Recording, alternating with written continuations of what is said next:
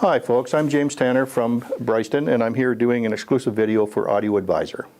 I'm introducing our new product, which is called a BDP-1. It's essentially a digital player, so Bryston digital player is the BDP-1 part of it.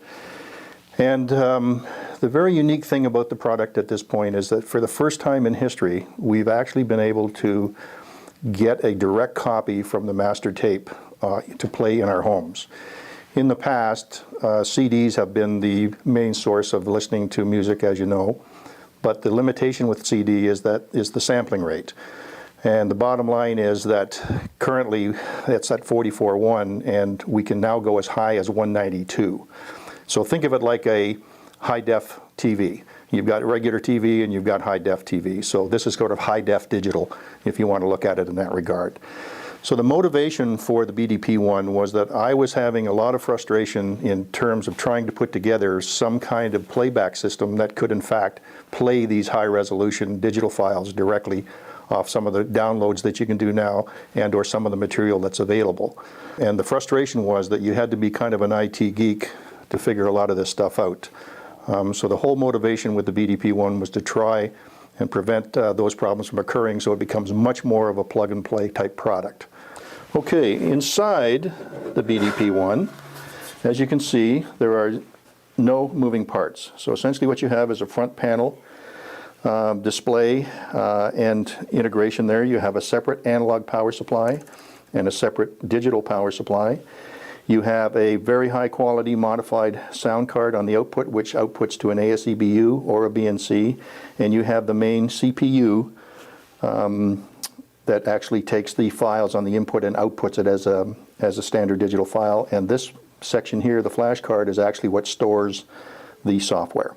There are no moving parts, because in a normal computer, in a laptop, in a desktop, you have all kinds of things going on inside that box. A lot of it will be very much like a receiver approach to audio as opposed to a separate approach to audio. So you have whirling discs, you have fans, you have noisy power supplies, you have all these issues going on inside that computer. With the BDP-1, we've eliminated the management side of what computers do from the playback side. So the BDP-1 is a player. It's not a server, it's a player. And the idea is, inside the box there are no moving parts, there are no spinning discs. Basically you connect a thumb drive or a USB hard drive directly to it.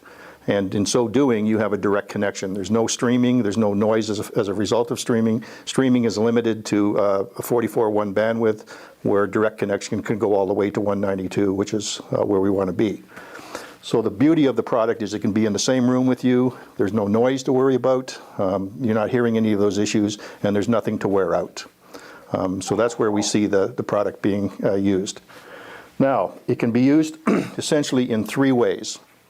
One of the problems that I ran into when I was looking at what's going on in playback is that things are called a dead box. In other words, you have to be on your network, your home network or a network, in order to use the product. With the BDP-1, you can think of it like a CD player. Instead of CDs, though, you're plugging in hard drives. So the idea is you can essentially then plug in the hard drive, you can go into the menu, you can choose which drive you want to play or which folder you want to play in, you hit play, you have music.